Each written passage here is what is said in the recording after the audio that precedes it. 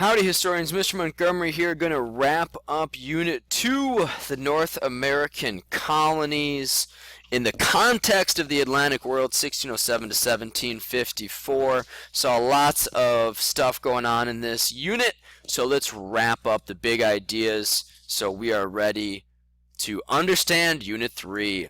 Alright, so big idea number 1, what we saw, there's lots of countries with lots of different goals.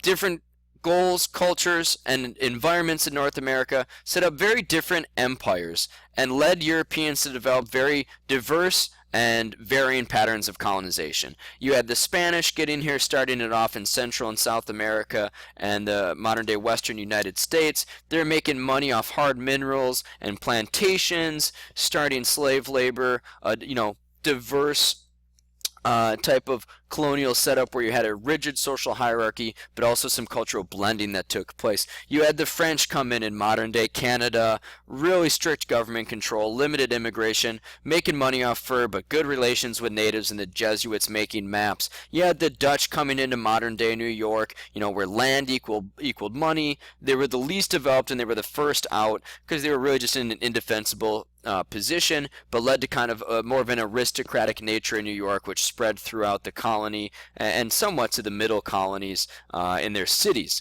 You had the British coming over, their focus on agriculture and religion.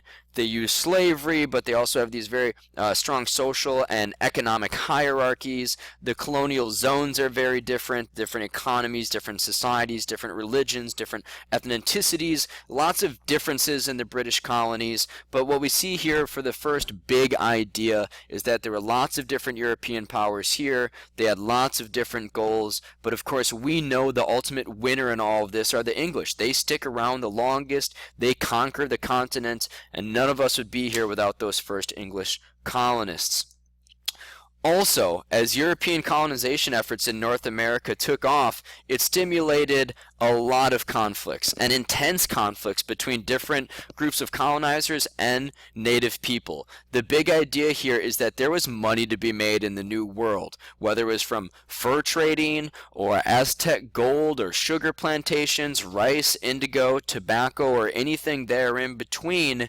There was money to be made. And when that money is there, that's going to lead to competition. A lot of the competition revolved around land because that's how you got the resources, and that's how you turn them into trade commodities. That's how you made your wealth in the New World. And when you have this money and economic competition, it's going to breed conflict. Whether it's the many wars of Queen Anne's or King William's or the War of Jenkins' era, the battles between English settlers and natives, or the Spanish and the Aztec and the Inca, there's all kinds of conflict, and it all comes back to economic competition, and that conflict is going to continue on. Really, the story of the American Revolution is the story of who's going to not only control the political system in the colonies, but who's going to control the economic systems. Can the crown tax us, or do we withhold that right and get to do it ourselves? So money breeds competition and conflict, and there was a whole lot of it as North America was colonized and taken over by European powers. And then as we get more to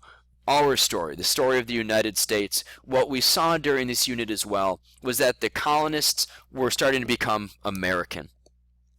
Sure, there were increasing political, economic, and cultural exchanges within the Atlantic world, and they had a profound impact on the development of colonial societies in North America and for the English colonies, but we started to see the colonies become different. They started to become American instead of English. The principles of American government begin in New England with the Mayflower Compact and Massachusetts' Royal Charter. During the 18th century, we saw colonial society become more complex, diverse, and developed. We saw economic, political, religious, educational systems all start to develop, and we saw this very distinct American culture come about as well. Evangelical religion, the First Great Awakening, educational centers like Princeton and Brown and Dartmouth, freedom of the press, freedom of assembly, voting, legislative assemblies, and self-government all became very distinct American qualities, and we had this growing population and economy to reinforce all of these distinct American characteristics. Our reliance on England began to fade in the 1700s as this experiment in colonization began to work, and there are so many examples of tensions building and tensions forming that are going to be very important as we move into Unit 3 and look at the events leading up to and ultimately the American Revolution and the republic that is built thereafter. So there's Unit 2 in a nutshell. There's some of the big ideas. Come see me with questions, review those notes, review those key terms and people to know, check out your summary questions in your review guide and your political cartoons and your document analysis, worksheets and exercises that we've done. See the big picture because there's so many important precedents here that we need to understand who we are today. You want to understand the importance of religion in America, you've got to understand the First Great Awakening. You want to understand why most people don't like Uncle Sam interfering in their economic activities, you've got to understand mercantilism. You want to understand the importance of voting and why millions of people have sacrificed and given their lives for it, you've got to understand the traditional rights of Englishmen, colonial charters, and two-house legislative bodies. These are important ideas that are going to continue to influence us as long as we are the United States of America. You guys have been great through the first 2 units. Keep up the good work. Keep asking questions because that's what the enlightened do. Have a good one, ladies. I'm out of here. See ya!